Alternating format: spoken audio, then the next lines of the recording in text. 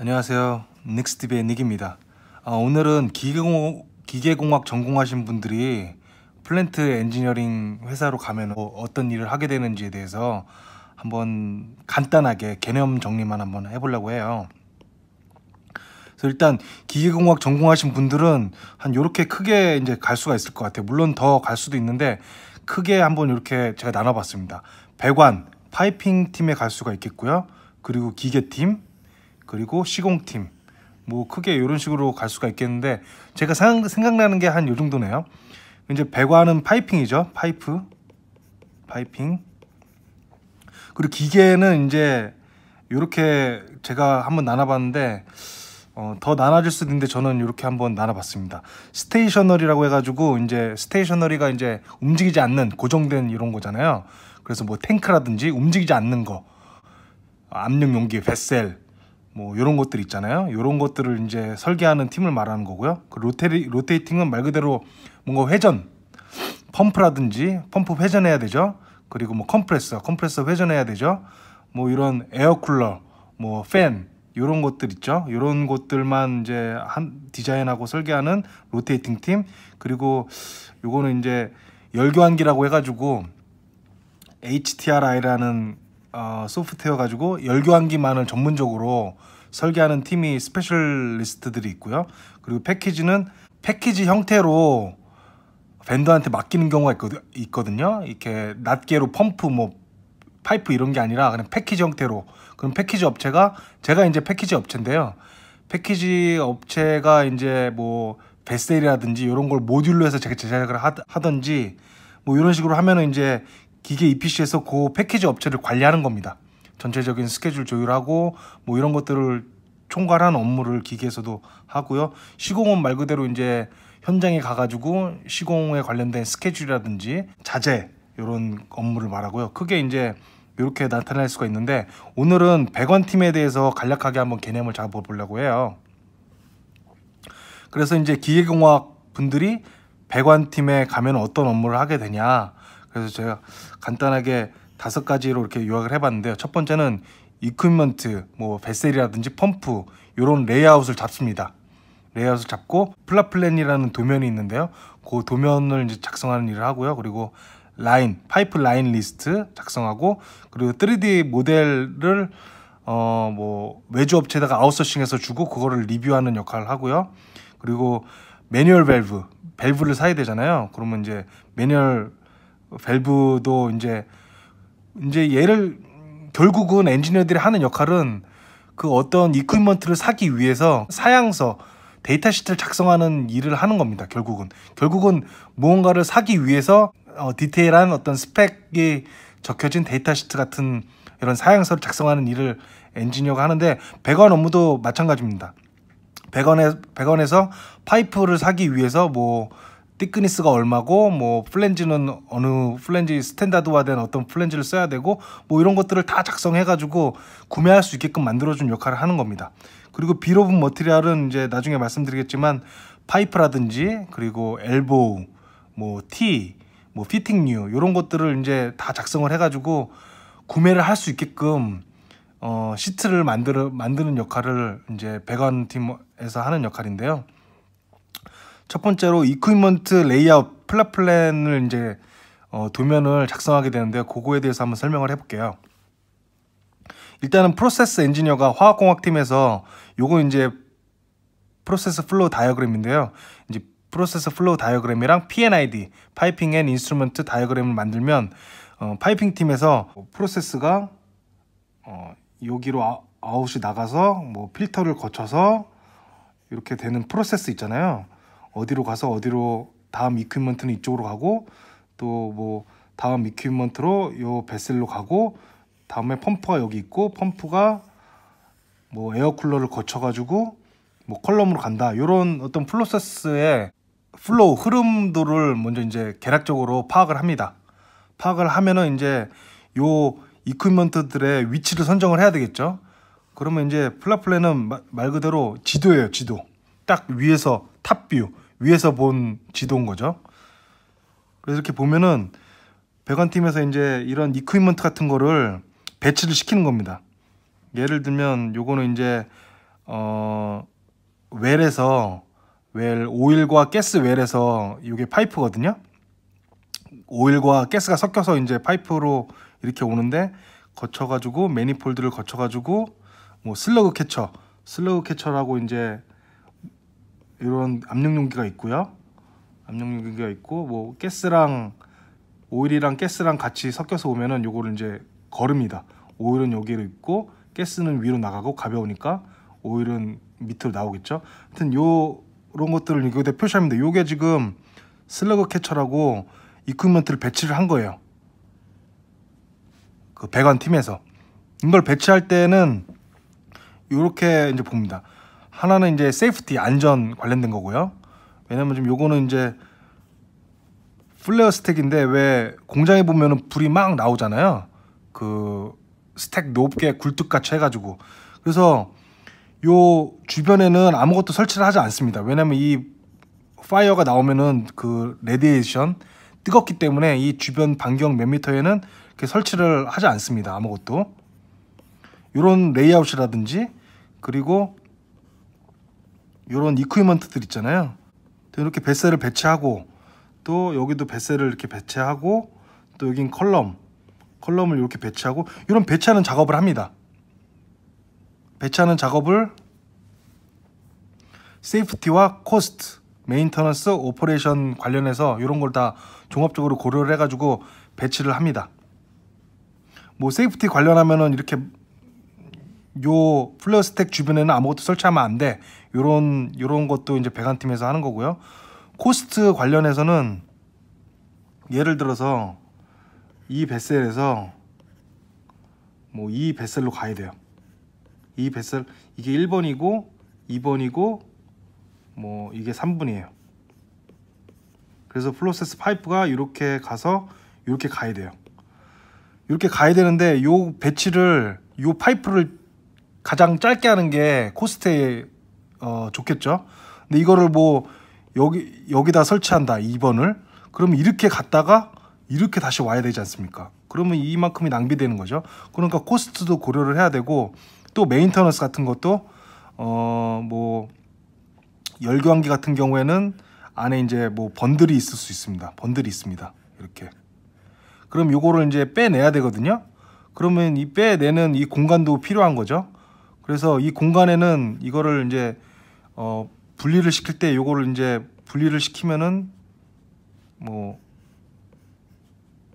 이런 식으로 빼낼 수가 있겠죠. 그럼 이만큼의 공간이 필요한 거예요. 그래서 이만큼의 공간이 되는 이 공간에는 아무것도 설치하면 안 됩니다. 그러니까 이런 메인터넌스 뭐라고 해야 되죠? 정비하는 그런 것도 고려를 해야 되고요. 그리고 오퍼레이션 뭐 오퍼레이션 관련해서는 뭐 드레인이 되려면 이제 슬롭을 줘야 된다. 왜냐면 여기서 이제 그래비티로 내려와야 되는데 파이프가 위로 갔다가 다시 아래로 오면 이게 이제 흘러내려가지 못하겠죠. 뭐 이런 것들을 다 파이핑 팀에서 이제 고려를 해가지고 설치를 하는 거고요. 그리고 여기 보시면은 이렇게 나타내는 게 파이프 렉이라고 해가지고 파이프가 다니는 도로라고 생각하시면 됩니다. 파이프가 다니는 도로. 파이프가 그냥 막 아무데나 다닐 수가 없어요. 지금 이게 빨간 게 파이프를 표시한 건데 파이프 표시한 거 자세히 보시면은 파이프 렉이라고 하거든요. 파이프 렉. 이걸 파이프 렉을 파이프가 다니는 도로, 길. 이걸 파이프 렉이라고 하는데 이 파이프는 항상 파이프 렉을 통해서 다녀야 됩니다. 파이프 렉을 이제 간단하게 그림을 제가 다운받아서 보면요. 이렇게 생겼습니다. 그러니까 이런 철제 구조물 있잖아요. 요거를 이제 파이프 렉이라고 하고 항상 파이프는 요 파이프 렉을 타고 가야 됩니다. 왜냐면 이거를 지지해주는 뭔가가 있어야 되잖아요. 그래서 이제 파이프 렉이 이런 파이프들을 지지하는 역할을 해가지고 항상 파이프는 이 파이프 렉을 타고 다니게 돼 있습니다. 그래서 이제 이런 플랫 플랜을 작성하면서 이퀴먼트들의 레이아웃, 위치 선정이라든지 그리고 이런 파이프의 파이프 루트도 다 이제 배관팀에서 결정을 하게 됩니다.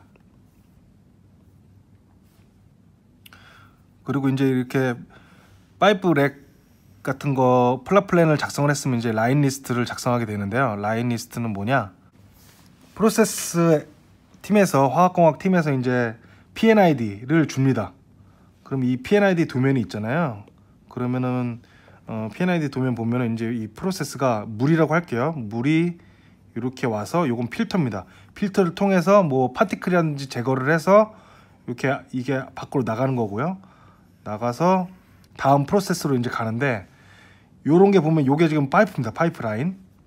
그래서 파이프 라인을 이제 자세히 보면은 이렇게 파이프 라인마다 넘버가 있습니다. 넘버. 파이프 넘버가 이렇게 있는데 이거 보기가 힘드니까 이렇게 파이프마다 다 넘버가 있습니다.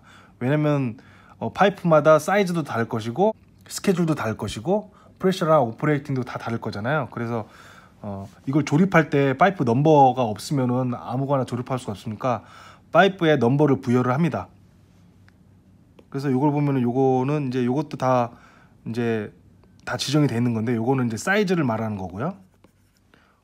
OD 요거는 이제 오픈 드레인의 약자로서 이런 식으로 다 말을 해줍니다. 넘버가 있고요. 이렇게 이제 요 뭐 044, 09, 044, 10 다음 넘버는 뭐 이렇게 순차적으로 라인 넘버를 매기게 됩니다.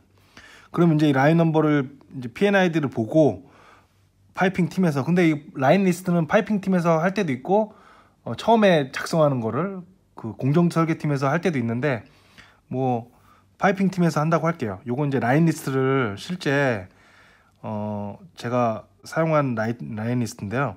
그럼 이제 라인 리스트를 요 색칠한 거는 공정 설계 팀에서 화학공학 팀에서 이제 작성을 해주는 겁니다. 라인 넘버 이렇게 보이죠? 라인 넘버 이건 2인치고 요거는 이제 서비스 네임 뭐 이거는 워터가 될 수도 있고, 워터면은 W 뭐 이런 식으로 약속된 기호를 단축된 어브리비에이션을 사용합니다.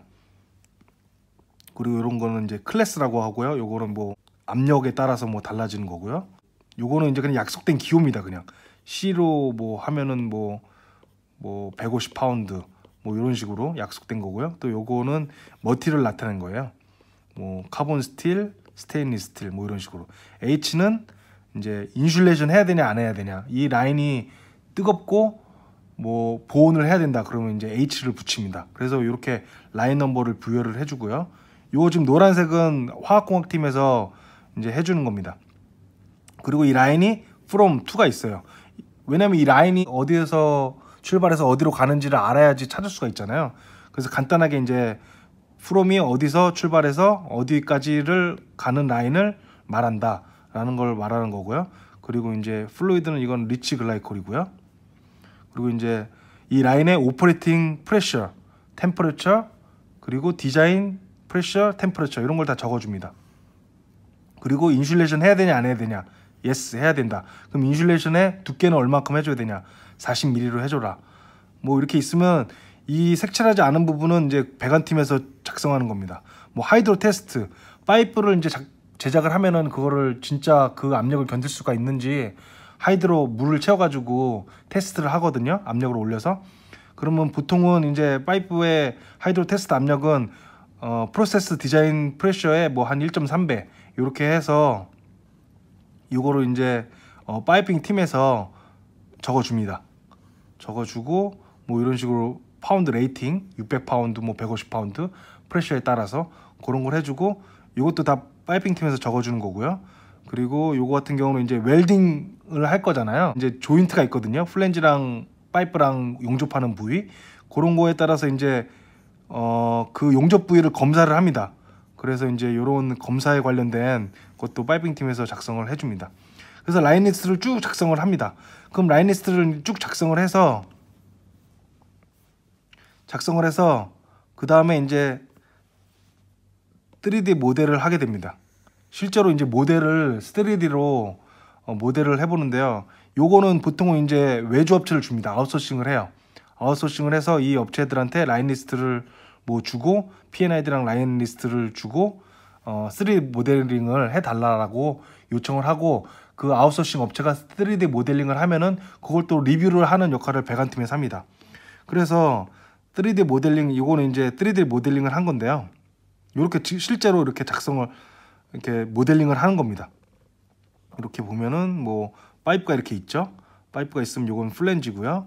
뭐 이런 식으로 자세하게 정말 실제로 이렇게 3D 모델링을 아웃소싱 업체에서 이렇게 해서 줍니다.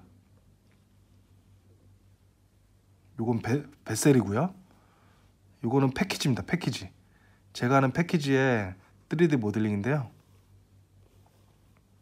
요렇게 뭐 요 구조물도 있어야 되겠죠. 구조물이 있고 여기 보면은 뭐 정션 박스가 있죠. 뭐 케이블 전기선이라든지 시그널선이 있어야 되잖아요. 그런 것도 있고 그리고 이렇게 밸브도 다 이렇게 나타냅니다. 밸브도 다 3D 모델링을 해요. 이런 밸브도 밸브 업체한테 이런 다이멘션을 다 받아가지고 정확하게 3D 모델링을 다 합니다. 요 플랜지고요. 이렇게 이제 3D 모델링을 해서 주면은 이제 EPC 배관 팀에서 이걸 리뷰를 합니다. 제대로 모델링을 했는지 안 했는지. 그 다음에 이제 배관 팀에서 밸브 리스트를 또 작성을 합니다. 아까 P&I들을 보면은 이렇게 밸브들이 있어요. 이렇게 이게 밸브 표시인데요. 이건 볼 밸브입니다. 볼 밸브. 이제 배관 팀에서는 컨트롤 밸브, 오토매틱 밸브는 취급하지 않고 사람이 손으로 열고 닫고 할 수 있는 매뉴얼 밸브만 구매를 합니다. 그래서 이런 밸브라든지 이런 밸브를 이제 사야 되잖아요. 그럼 이 밸브도 사양서를 작성해야 되는데 배관 팀에서 이런 밸브도 사양서를 작성을 합니다. 그게 이제 밸브 리스트인데요. 게이트 밸브 리스트 해가지고 사이즈 3인치짜리 뭐 게이트 밸브 뭐 이건 파이핑 클래스 뭐 보어는 풀 보어. 이제 보어는 이제 밸브에 요 인사이드 다이아미터를 말하는데 풀 보어라고 하면은 파이프 아이디랑 밸브 완전히 열었을 때랑 같다. 그래서 이제 풀 보어라고 하고요. 레이팅은 이제 프레셔에 관련된 거고요. 그리고 엔드 커넥션. 이 밸브가 이렇게 있는데 요게 이제 플랜지로 될 수가 있고 또 뭐 용접 타입이 될 수도 있고 뭐 스레드 이제 돌려서 스레드 시키는 타입이 있는데 요 엔드 커넥션도 말을 해줘야지 밸브 업체가 그렇게 제작을 하겠죠. 그래서 요거는 플랜지 타입으로 제작을 해라. 엔드 커넥션은 그런 거를 이제 스펙을 이제 딱 작성을 하는 겁니다. 배관팀에서. 그리고 오퍼레이팅 프레셔, 템퍼레처. 요거 같은 경우는 아까 라인 리스트 작성했잖아요. 라인 리스트 작성하면서 화학공학팀이 오퍼레이팅 템퍼레처, 프레셔 다 작성한 거 가지고 그냥 그대로 이제 카피를 하는 거겠죠. 그 라인에 관련돼서. 그리고 인슐레이션이 예스다. 뭐 이런 식으로 밸브 리스트를 작성합니다. 요거는 이제 게이트 밸브 리스트고요. 밸브도 종류가 많으니까 볼 밸브 리스트. 볼 밸브만 따로 이렇게 작성을 하는 거고요. 요거는 체크 밸브. 체크 밸브는 이제 역류하지 않게끔 하는 밸브죠. 그래서 체크 밸브도 이렇게 작성을 다 해줍니다. 그리고 글로브 밸브 이런 것도 이제 쭉 엄청 많죠. 이런 개수부터 시작해가지고 다 그 사양에 대해서 디테일하게 작성을 해줍니다. 왜냐면 디테일하게 작성을 해야지 구매를 할 수가 있잖아요. 무턱대고 아무거나 그냥 밸브 주세요 할 수가 없으니까. 그리고 요거는 이제 더블 블락 앤 블리드 밸브고요. 이런 식으로 밸브 리스트를 작성해서 이 밸브 업체에다 주는 겁니다. 그럼 밸브 업체에서 요 리스트를 보고 이제 견적을 내겠죠. 아, 요렇게 만들면 되는구나 해가지고 그 밸브 리스트를 보고 어떤 밸브를 만들어야 되겠구나, 그리고 개수는 몇 개구나, 그래서 견적을 냅니다. 견적을 내서 또 배관팀한테 제출하겠죠. 그러면 배관팀에서는 또 요걸 보고 아, 밸브 업체에서 제대로 우리가 원하는 스펙을 반영했는지 또 체크를 합니다. 체크를 하다가 이제 실수가 발견되면 또 코멘트를 해서 밸브 업체한테 다시 줘서 이거를 수정해서 제대로 견적을 해라, 이런 식으로 말을 하고요. 그 다음에 하는 일이 이제 BOM이라고 해가지고 Bill of Material이라고 해가지고 요거는 이제 벌크로 사는 걸 말합니다. 뭐 파이프는 뭐 한 개, 두 개로 할 수가 없잖아요. 그래서 뭐 미터 단위 뭐 이런 식으로 하고, 피팅이라고 해가지고 파이핑도 있지만 파이핑 사이사이에 이제 90도로 꺾어줘야 되는 부분 있잖아요. 요걸 이제 우리가 뭐 피팅류라고 하는데 요걸 이제 엘보우 90디그리 엘보우라고 하거든요. 엘보우 뭐 요런 피팅류도 사야 되잖아 다. 그리고 뭐 요걸 T라고 하는데요. 파이프가 이렇게 가다가 이렇게 갈라져야 되는 부분인데 요것도 이제 따로 사야 되고요. 그래서 요런 것들을 다 사양서를 만들어 줘야 되거든요. 그걸 이제 배관팀에서 하는데, 요걸 이제 빌어본 머티리얼입니다. 요거는 이제 파이프고요. 시미스 파이프, 뭐 아스메 B36.10 요 스펙에 맞춰서, 그리고 요거는 이제 카본 스틱이고요. 요런 거를 다 작성을 해주는 겁니다. 그리고 사이즈는 1인치고 스케줄은 80. 요거는 이제 두께를 나타내는 거고요. 요 그 두께. 그래서 요런 거 보면은 이제 20.463m 뭐 이런 식으로 이제 길이로 이제 주문을 하는 겁니다. 그래서 보면은 이제 2인치짜리 파이프는 100m, 3인치짜리 12m, 뭐 4분의 3인치 뭐 1m, 뭐 이런 식으로 미터 단위로 이제 쭉 주고요. 그리고 요거는 요거는 엘보우거든요. 엘보우 45도짜리. 그리고 이제 머티리얼 같은 게 쭉 있죠. 그리고 요거는 사이즈는 3인치짜리. 요거 두께는 40 스케줄. 그리고 요거는 개수로 말할 수가 있죠. 5개. 왜냐면 엘보우는 요런 식으로 해서 팔거든요. 요거 뭐 5개. 요런 식으로 2인치리 뭐 7개. 뭐 이런 식으로 이걸 다 작성해야지 살 수가 있지 않습니까? 그래서 이런 거를 배관팀에서 다 작성을 해 줍니다. 근데 요거는 이제 아까 말했듯이 3D 모델링 하면은 다 뽑을 수가 있습니다. 그리고 요거 같은 경우는 T죠, T. 이렇게 생긴 거.